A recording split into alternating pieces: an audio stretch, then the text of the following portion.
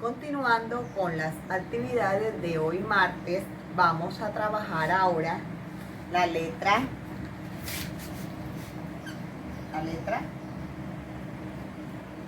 H. Recordemos que todas las letras tienen sonido, ¿verdad? La M suena la S suena S, la L suena L, y así todas las letras tienen sonido. Pero, ¿qué sucede con esta letra?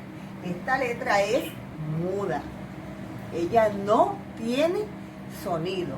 Solamente va a sonar la vocal por la que está acompañada.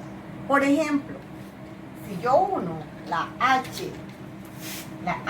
con la A, suena la vocal. Con la I suena I.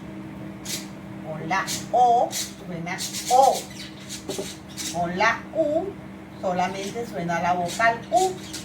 Y con la E suena la vocal I. Los sonidos de la H, ella es muda. Ella no tiene sonido. Solo suena la vocal.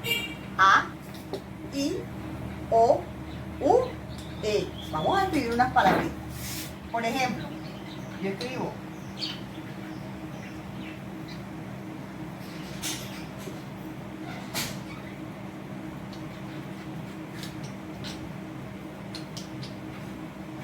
aquí dice hamaca, hora, humo.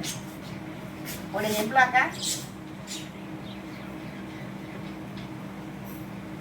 miren esto, aquí dice ahora, ahora. Acá vamos a escribir otra palabra que solamente se va a diferenciar por el sonido. Aquí dice ahora porque tiene una sola R. Aquí dice ahorra porque tiene dos R.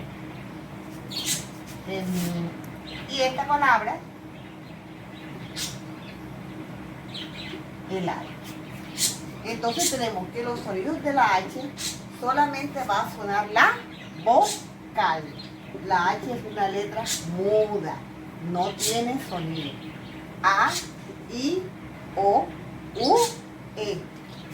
Hamaca, suena la O, hora, suena la U, humo, suenan las dos vocales juntas.